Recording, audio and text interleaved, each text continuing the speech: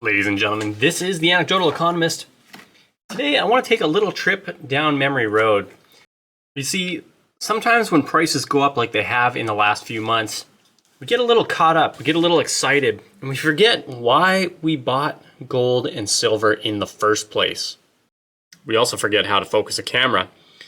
So I want to talk about some of the reasons why you would buy gold and silver, the prudence of owning this metal in the current times. I know a lot of people are going to have a lot of different opinions about what's going to happen. I'm not going to try to predict the future just yet, but it never hurts to try thinking just a little bit.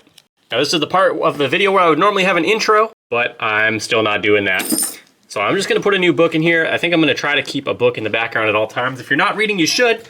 I recently read this book by James Allen from the 1920s, 1930s. Very interesting read.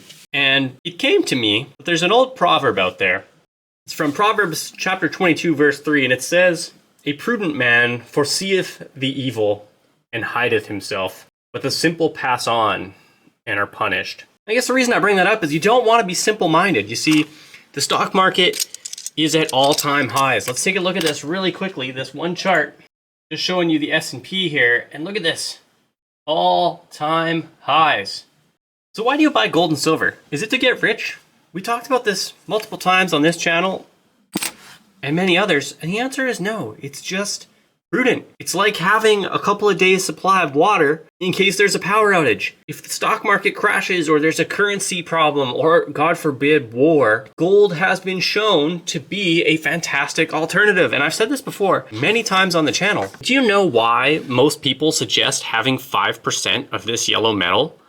It's because, and I know some will say 10, some will say 20, some will say 1%, but it's because on average, gold grows up proportionally at a 1 to 20 rate during crashes and stock market crashes versus the increase in the value of gold. So essentially what I'm saying is, if you have 5% in your portfolio, then roughly on average, using historical stock market crashes, you're gonna roughly break even. AKA, it's a hedge. It's a hedge, break even by having 5%. Now that's not perfect math. Don't come back to me and say, well, it's actually 7.2% there, Anecdotal Economist. It's the reason my channel is called Anecdotal, not Factual Economist. So case in point, really, I just want to put out there that we just need to keep our eye on the ball. You got to think about why you're doing this. And I know when the hype comes, it hits me hard.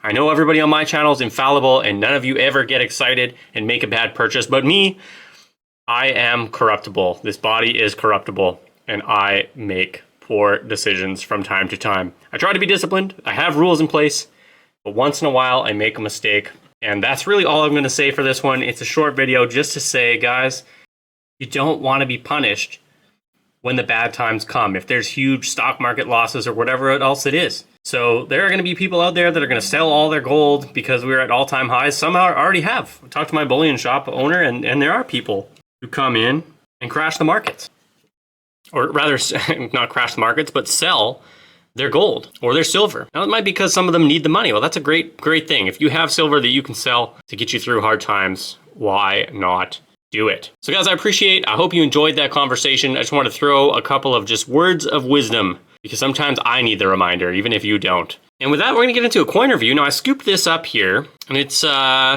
got a very scratched up case, and I've never bought anything from this mint before. This is the St. Helena Queen Elizabeth mint. St. Helena's a little tiny island off the coast of Africa. I dropped in there with Google Maps. I'm like, man, that'd be a fun place to visit, but I'd be seriously worried about their supply chain. I mean, they must get everything by boat. They don't have a single farm on that island. But either way, one way or another, they seem to make coins, which is cool. I'm assuming someone else makes them for them.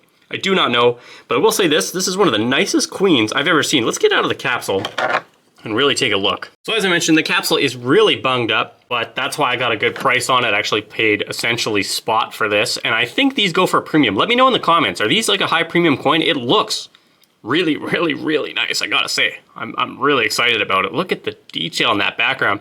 This is one of the nicest queens I've ever seen.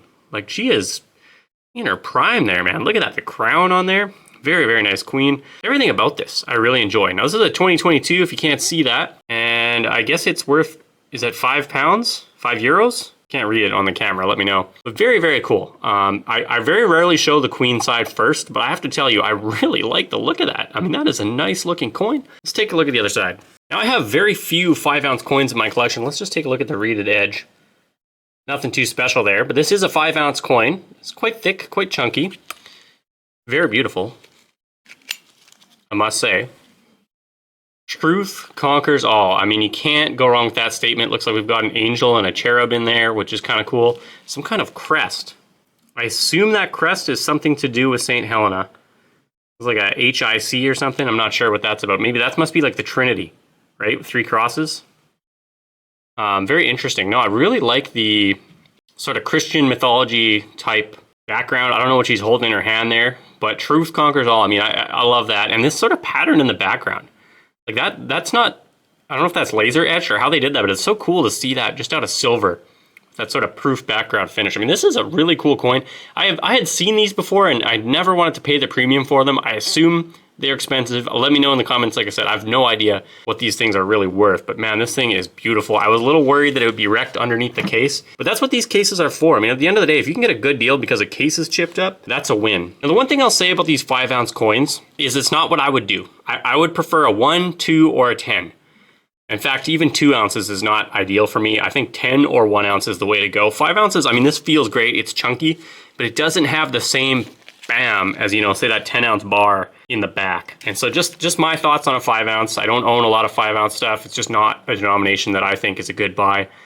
But I mean, I'll tell you what, if I gotta have this in a 5-ounce, I'll take it. I mean, this is a beautiful, beautiful coin. I mean, really, I'm gonna say this is jumping up the more I look at it to one of the best coins in my collection, honestly. And I would not have thought that when I purchased it. But now that I'm looking at it, I mean, there are not, if I was to put this head to head, there are not a lot of coins that I could honestly say would take this out. I think I want to leave this out on display for a little bit. I'm really liking it, especially, as I said before, the Queen. I mean, she looks really good on the back. Guys, I'm really impressed with this design. Like, shockingly impressed. You're seeing me review it for the first time. I did not see it before I pulled it out of the capsule. So I might have to look up this St. Helena stuff and kind of see what the story is. Might want to pick up some more of it. Very, very cool coin. And that's my review for today. Truth conquers all. I want to keep the discussion open and honest here on this channel. This could be a little mascot for a little while. Now, I do think my screen is getting a little too busy, but I actually want to leave this in for a few videos. I really like it. So I'm gonna have to figure out what I'm gonna get rid of, but I'm gonna go ahead and tuck this in right there for now. And I'm gonna have to end that video.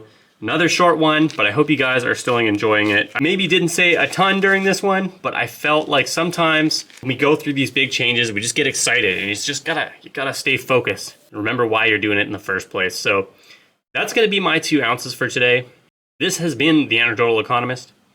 I just gotta thank you all so much for supporting the channel. If you wanna leave a comment, but you don't know what to say, today's word, it's gotta be angel. And so with that, appreciate it. If you wanna throw me a like or a subscribe, totally open to it. This has been The Anecdotal Economist. That's my 2 ounces worth. Remember, I'm pulling for you. And we're all in this together. Kilogram, you're the dragon, you're the rabbit. Okay, let's look at the money side now. Watch as I pull this bad boy out of here. Absolutely stunning once you get it out of the case.